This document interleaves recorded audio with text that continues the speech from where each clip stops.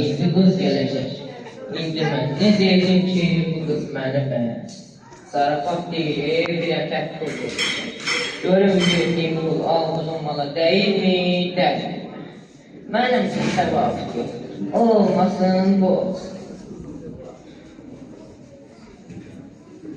Bilmirəm bu cəmaatımın xanımı. Qoca odur ki, gözləri görməz, qulağı eşitməz, yeriyə bilməz. Maşallah, min zamana deyərəm. Saqqalım da maşallah şəvək.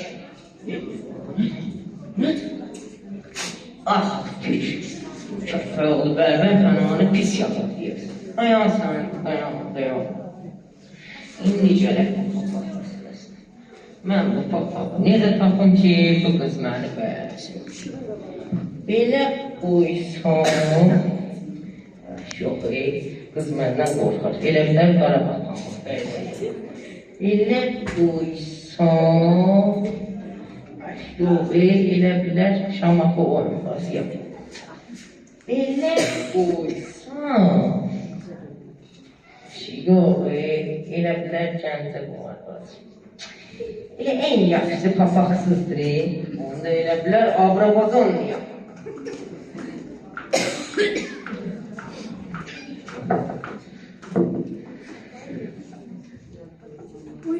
Ben bu kişiden korkuram. Bir kişi daha yolla. Buyur, diyorsun korktular. Allah kişiden ne kadar hasta kadar yaxşıdır.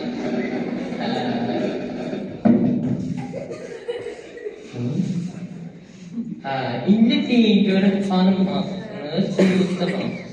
Ben bulutacağım, bu hanımdır. Allah'ta da değil ha,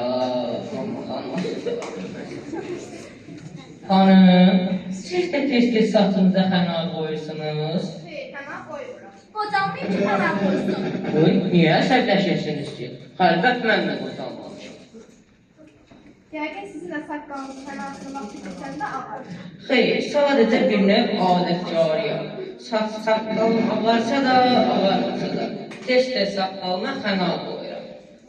Mənim rəhmətli anam deyərdi ki, anamın vaxtı keçəndə başım ağrıyır.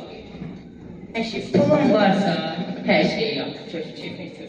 Görünürsün çok pulunuz vardır. Əlbət, ona bu pulu özünə saqqız alarsan. Hayır, çok sağ olun. Pul lazım olsa avam verir. Laf yaxşı, laf gözəl.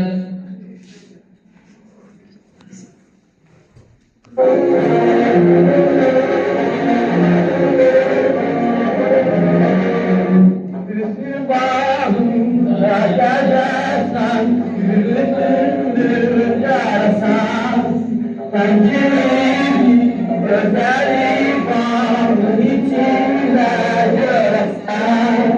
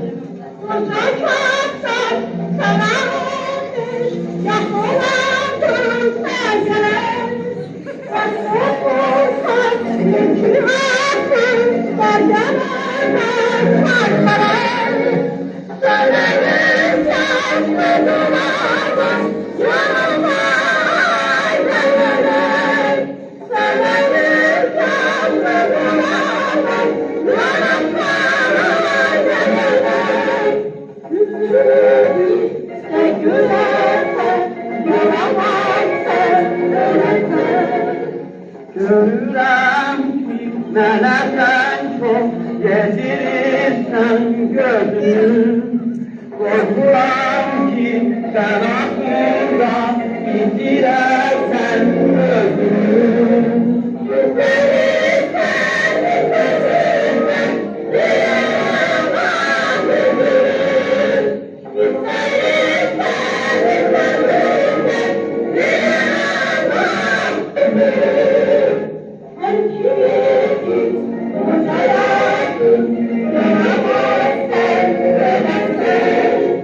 Ben kimi bir göz hayatı